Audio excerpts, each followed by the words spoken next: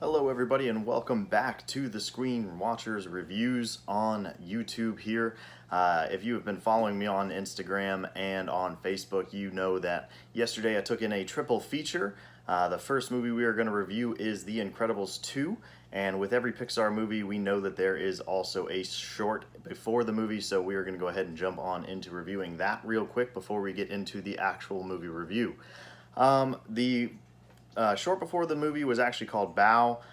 It was done really well. It was not one of my favorite shorts. There have been some incredible ones before in the past, and this one was a little bit weird for my taste. It kind of was a representation of a mother having a child and watching it grow up and wanting to protect it, but all done with a dumpling.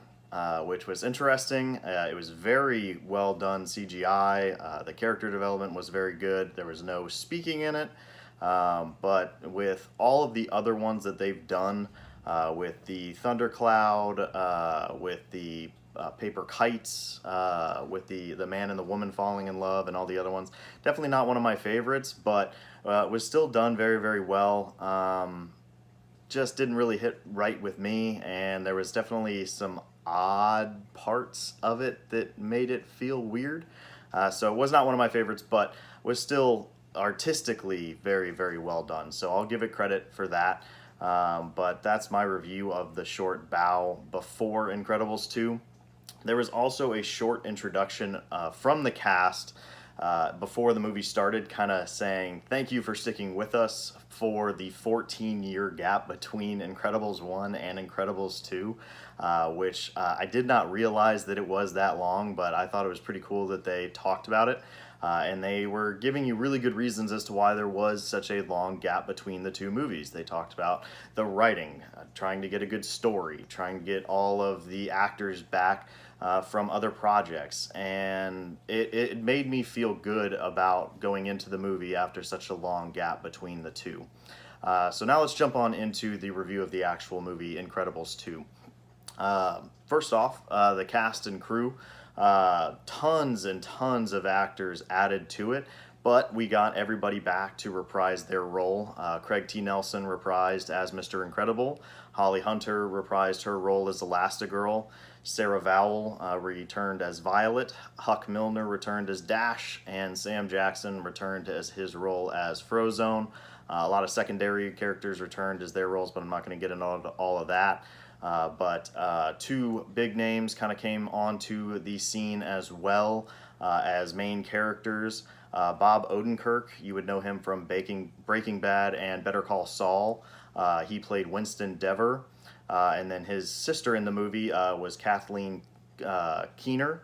You would know her from 40-Year-Old Virgin, and I know her best from Into the Wild. That's one of her best acting gigs that I can think of in my mind. She played Evelyn Dever. And jumping into the plot of the movie, which we kind of saw a little bit of in the trailer, they are trying to make supers legal again, and that was really what we saw in Incredibles 1, where superheroes were made illegal, they had to go underground, and it was really tough for them to kind of wrestle with helping people with their superpowers and not having that regular lifestyle. But the Devers, both Bob Odenkirk and Catherine Keener characters, were trying to help make the superheroes be able to come out into the light again, and trying to help show that supers were good and they should be legal again and be able to use their superpowers for good. And what they realized is that Elastigirl would pose the least amount of threat to damage the rest of the city.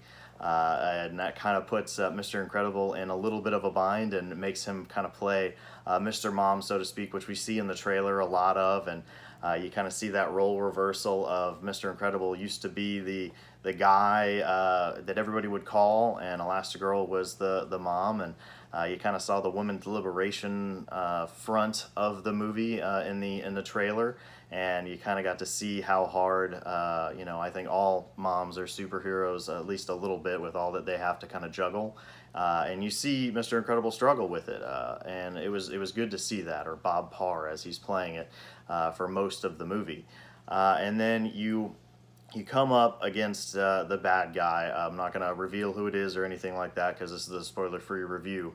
But it's the Screen Slaver is his name, and he uses the screens to enslave people to do his will. And it's very, very intriguing. Kind of shows how we are indoctrinated to screens. And as the screen watcher myself, I kind of got a laugh out of that. But it was intriguing bad guy, and you see some of the main characters kind of get sucked into it. I did not know who the bad guy was. I did not know who the savior was going to be. So that was actually really, really well done overall.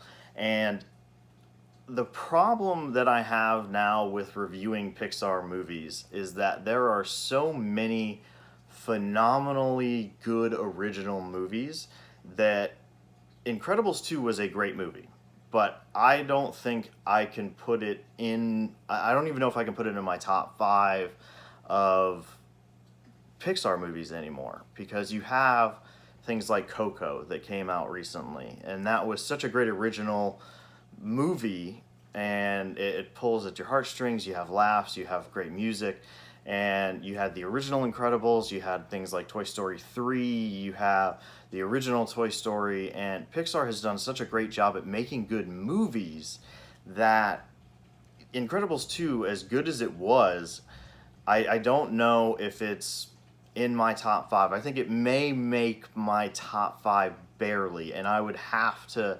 try real hard to put it there. But that being said, I would still say you should go and see it in theaters. It was a fun time. I enjoyed the movie from start to finish.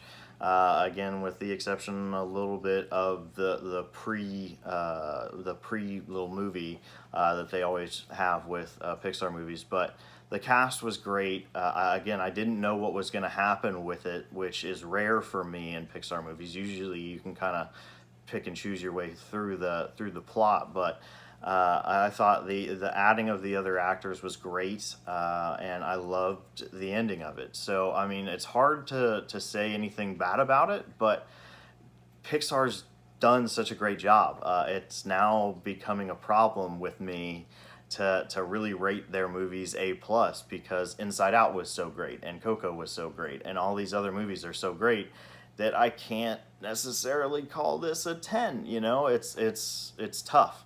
So I would definitely say this is a movie you should go and see. I would see it in theaters. It's worth seeing. I'm definitely going to buy it. I'll buy it in Blu-ray because of the animation. It's a great movie. I thought all of the voice acting was great. I thought the animation was phenomenal. But that's my review. So what did you think? Have you seen it yet? If you haven't, go and see it. Come back to the YouTube channel, post your comments down below. Please, no spoilers. We don't want to spoil it for anybody else. But like the video, subscribe, hit the bell icon so you always know when content is coming out. I will be posting the other 2 reviews from my triple threat of going out and seeing the 3 movies in one day, if you're crazy like me. But other than that, let me know how you felt. Hopefully your popcorn is always fresh and you enjoy your day at the cinema. Thank you, guys.